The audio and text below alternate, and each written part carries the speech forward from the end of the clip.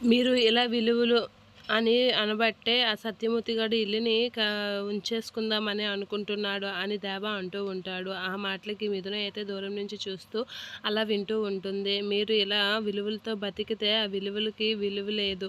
ఆ మలేష్ గాడు మన ఇంటిని ఇచ్చేసుకుంటే మనం ఎక్కడికెళ్ళిపోతాం, మీరు ఇలానే అంటారు, మీ మాటలు నేను ఇదవ్వను అని చెప్పి దేవయ్య అయితే ముందుకు వెళ్తూ ఆ ఇల్లుని ఎలా అయినా వాడి సంగతి చూస్తాను అనైతే అంటూ ఉంటాడు. అదంతా మిథున దూరం నుంచి వింటూ ఉంటుంది.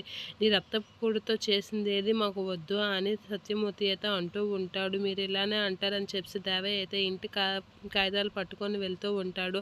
అలా వెళ్ళేసరికి శారద వాడు మెల్లసిగాని బెదిరించి బేది చేసి ఇల్లుని సొంతం చేస్తే నేను చచ్చినంత పని అవుతుంది అనైతే అంటూ ఉంటాడు. అలా అవగానే మిథున షాక్ అవుతూ ఉంటుంది. ఏంటి మామయ్య ఎంత దారుణంగా కఠినంగా మాట్లాడుతున్నారు అనైతే అనుకుంటూ ఉంటుంది. ఇక సత్యమూర్తి అయితే వాడు ఏమాత్రం మల్లేసి కానీ బెదిరించి బ్లాక్మెయిల్ చేసినా నేను ఊరుకోను అని చెప్పి అంటూ ఉంటాడు. ఆ క్షణమే నేను చచ్చిపోతాను అని చెప్పి సత్యమూర్తి అలా అనేసరికి శారద అయితే షాక్ అవుతూ ఉంటుంది. ఇక దేవ అయితే ఏం చేయలేక అక్కడే నిలబడి ఉండిపోతూ ఉంటాడు.